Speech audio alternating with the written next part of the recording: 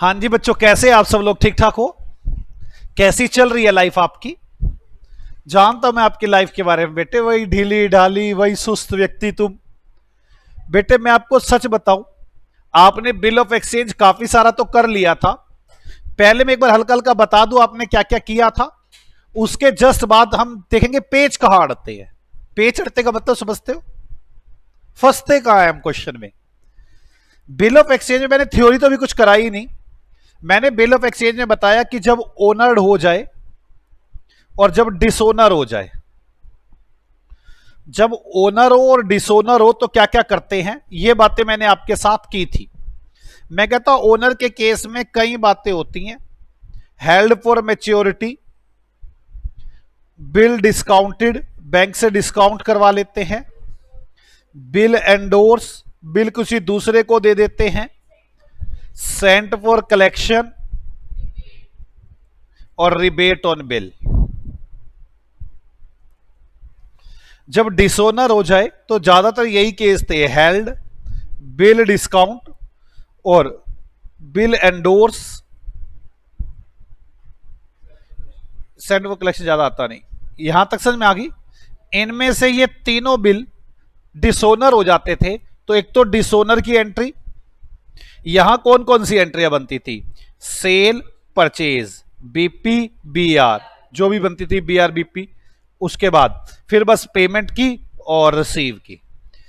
यहां पर cell, purchase, BP, B R, और एक आदमी बीआर डिस्काउंट करवा लाता था, जिस जो वैसे सेल वाले का बीआर होता है, ठीक है, और उसके बाद ये पेमेंट कर दिया करता था।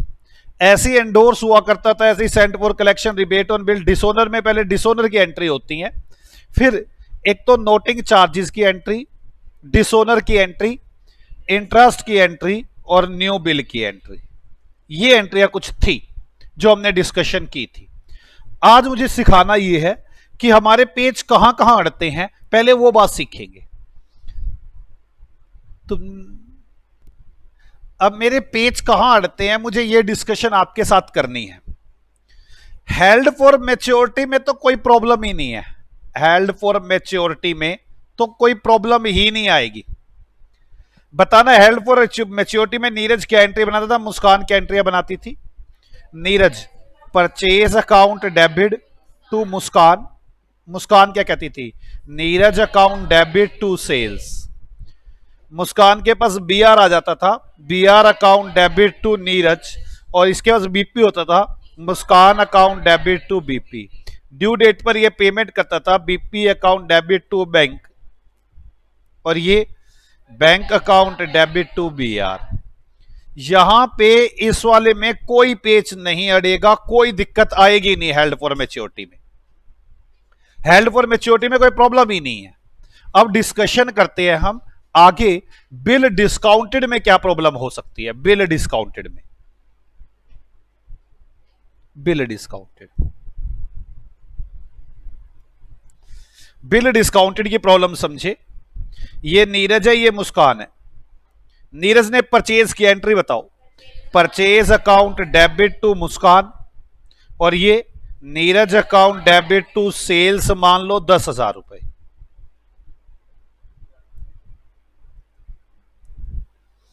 बीआर मिला, बीपी हुआ, BR account debit to Neeraj 10,000 रुपए, और इधर Muskan account debit to BP 10,000 रुपए। कोई इश्यू नहीं है। ये बैंक के पास डिस्काउंट करवाने जाएगी और इस क्वेश्चन में आपको डिस्काउंट की अमाउंट नहीं दी जाएगी।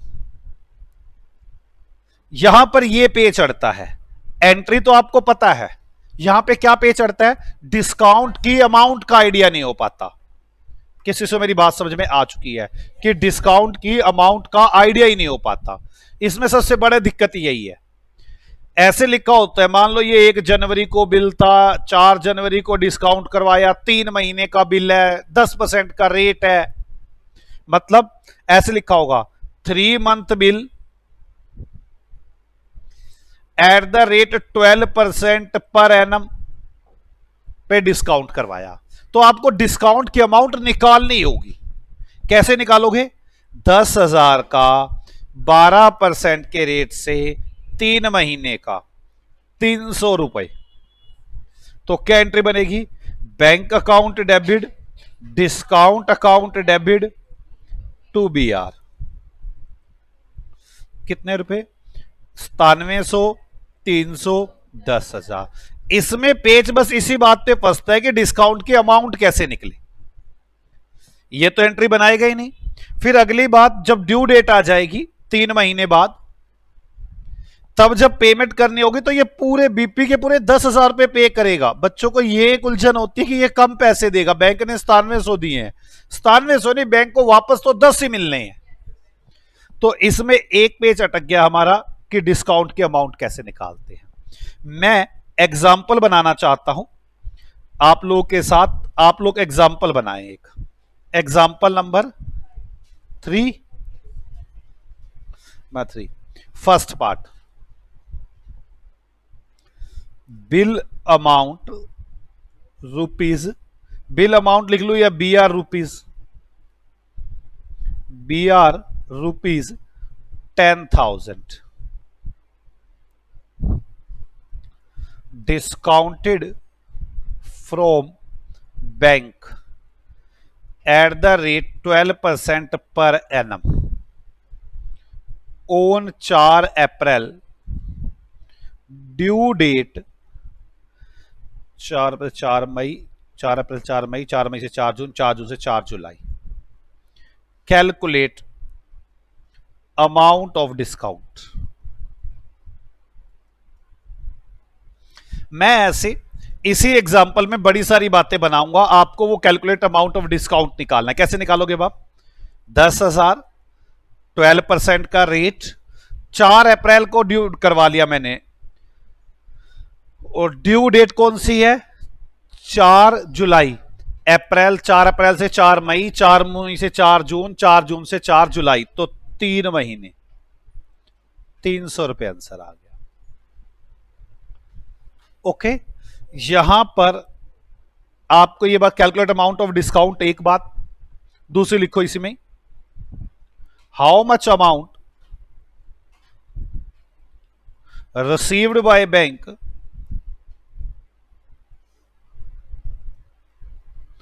on 4 जुलाई।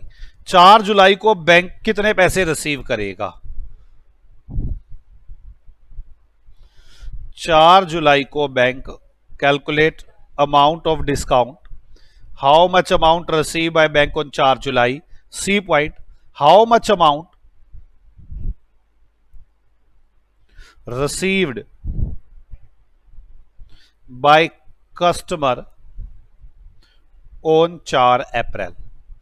मुझे तीनों बातों के आंसर चाहिए, ए बी सी।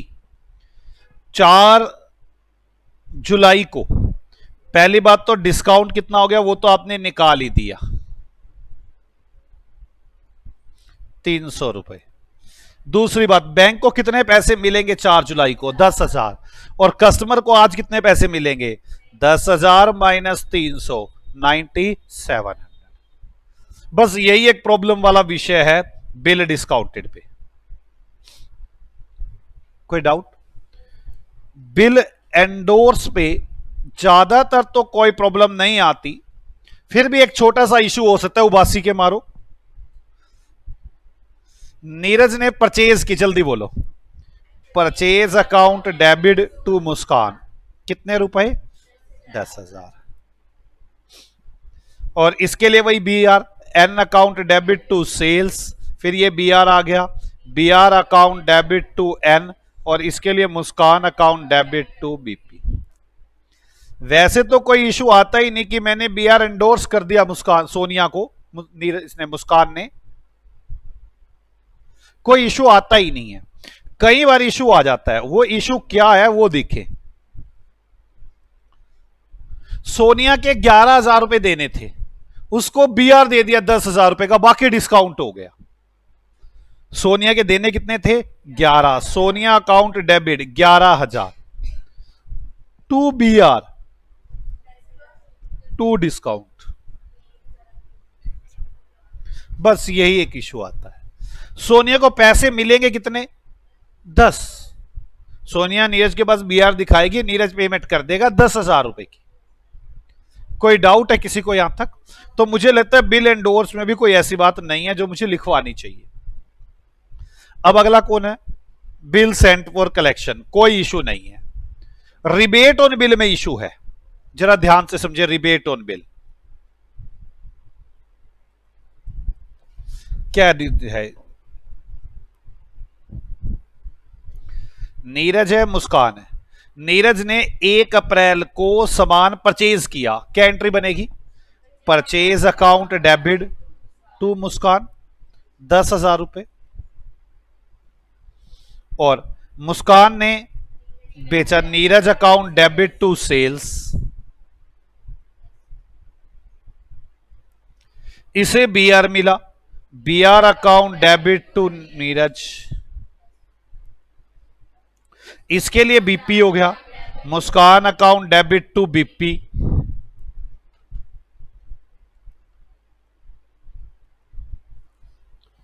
यहां तक समझ में आ गई? अब ये तो 3 महीने का बिल, 1 अप्रैल को ही बिल मिला, 3 महीने का बिल था। कब ड्यू डेट आएगी इसकी?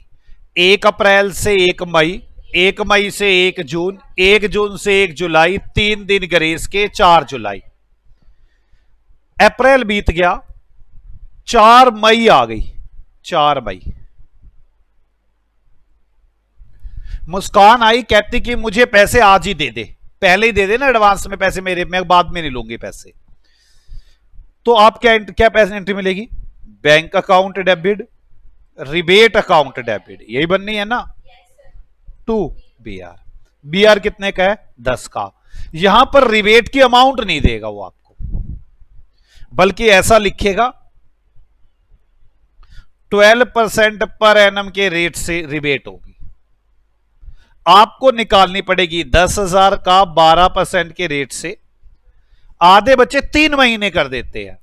जिस दिन गया, जैसे 4 मई को गया, तो 4 मई से 4 जून, 4 जून से 4 जुलाई, 2 महीने का डिस्काउंट होगा।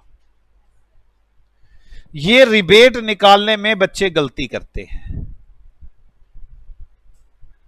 मेरी बात समझ में आ गई? आ जाओ, थर्ड क्वेश्चन का सेकेंड पार्ट बनाए। बीआर डेट 1 अप्रैल, टर्म 3 मंथ्स, अमाउंट ₹10,000। एक बीआर है 1 अप्रैल का, 3 महीने का, और 10,000 रुपए का बीआर है। यहां तक लिख लिया आपने? On 4 May, rebate on bill 12% per annum, calculate rebate on bill and amount received and paid, amount received from BR, amount received from BR।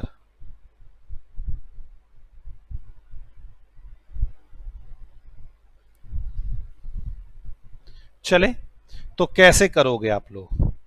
Rebate कैसे कैलकुलेट करोगे? रिबेट 10,000 का 12% के रेट से कितने महीने का? आप पहले ड्यू डेट देखेंगे, 1 अप्रैल से 1 मई, 1 मई से 1 जून, 1 जून से 1 जुलाई, 3 दिन ग्रेस के 4 जुलाई। हम कब आ रहे हैं? 4 मई को।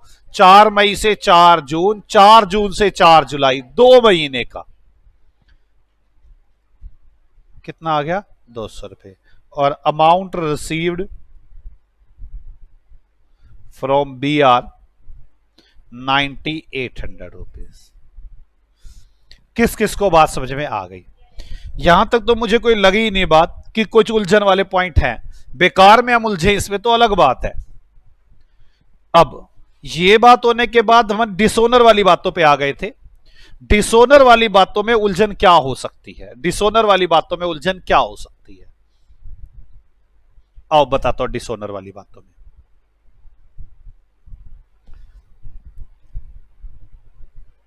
मैं एक के पॉइंट ऑफ व्यू से एंट्री बना रहा हूं, आप समझते रहना, ठीक है? बीआर वाले के पॉइंट ऑफ व्यू से बनाता हूं। चलो पहले सेल किसने, मुस्कान ने सेल की। Neeraj account debit to sales 10,000 रुपए।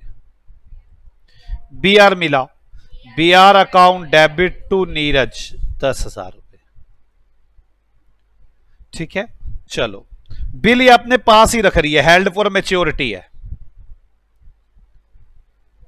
हेल्ड फॉर मैच्योरिटी की बात कर रहे हैं। ड्यू डेट आ गई, ड्यू डेट पर उसने पैसे देने से मना कर दिया, क्या एंट्री बनेगी? Neeraj account debit to BR. आपने नोटिंग करवा ली तो नोटिंग नहीं, N account debit to cash. आप नोटिंग थोड़ी ना पैसे लिखोगे, नोटिंग चार्जेस कौन लिखेगा? नीरज, उसका खर्चा है 500 रुपए। अगला झगड़ा यहां आता है, अगला इंटरेस्ट लगा तो Neeraj account debit to interest.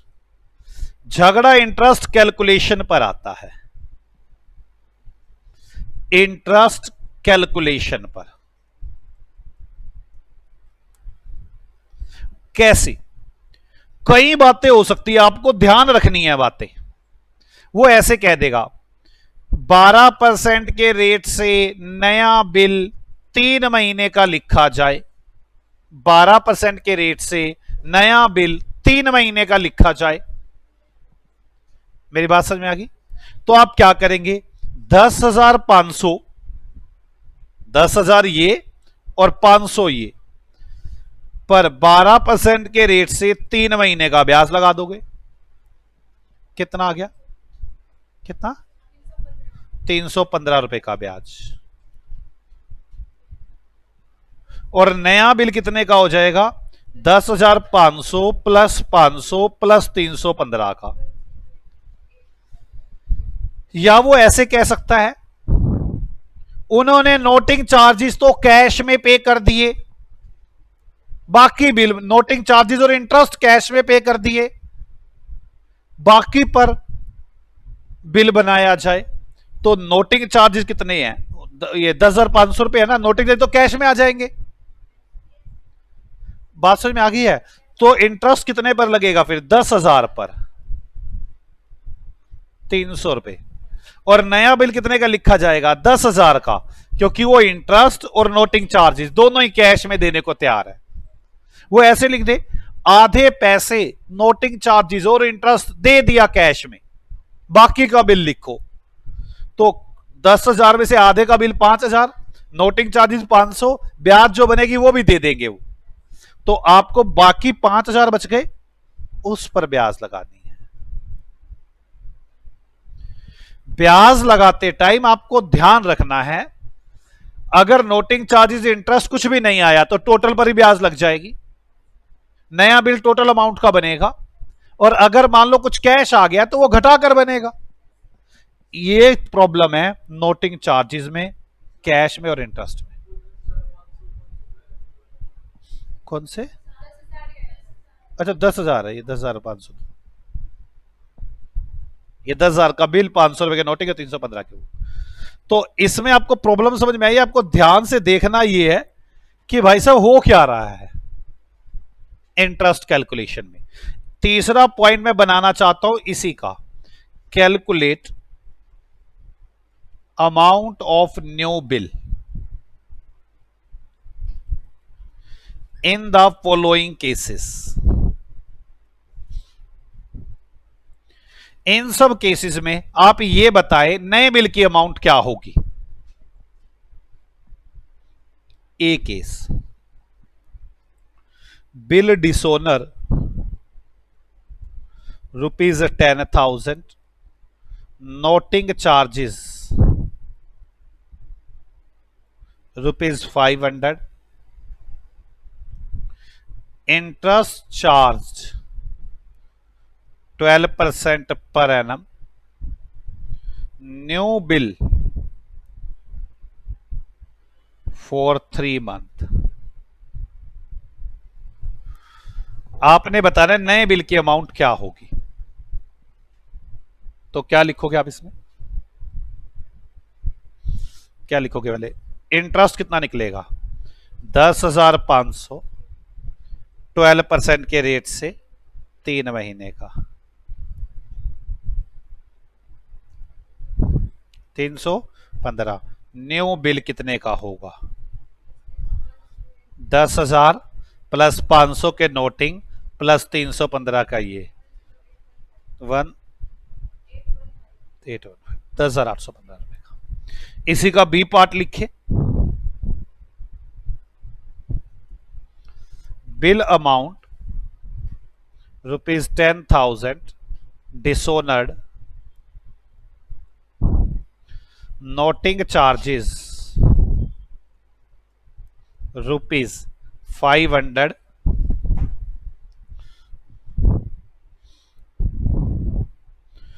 Interest charged 12% per annum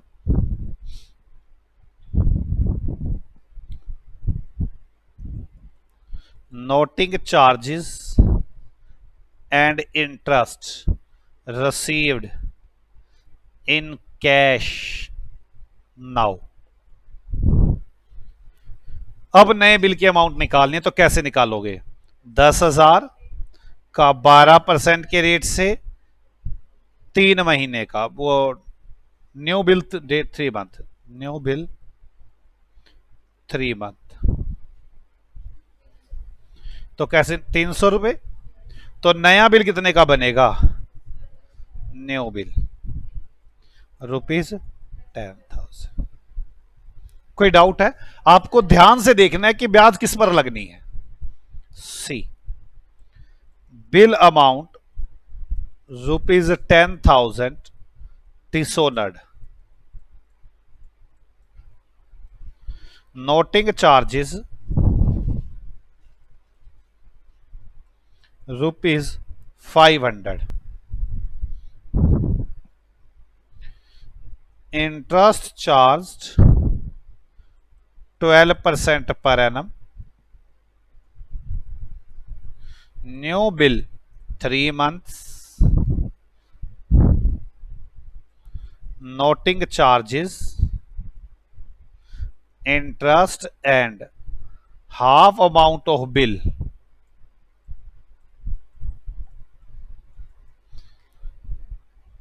paid in cash now। अब बताना है आपको नया बिल कितने का बनेगा।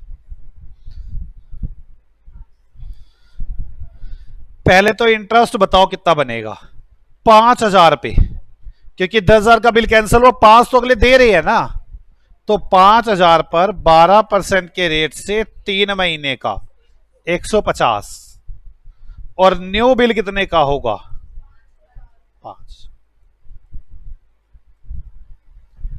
ये वाली प्रॉब्लम अटकती है इन केस ऑफ डिसोनर। ये 3 वो पॉइंट है जो पेज फंस के खड़े हो जाते थे बच्चे बड़े दुखी होते हैं इन तीनों पेजों पर। अब हम पहले जितना मैंने किया मैं एकोमोडेशन बिल तो बाद में सिखाऊंगा एक बिल सिखाना है मुझे एकोमोडेशन बिल जितना हमने किया इसकी प्रैक्टिस करना चाहता हूं। पहले इसकी प्रैक्टिस कर ले फिर अगले सीखेंगे। ओके बच्चों।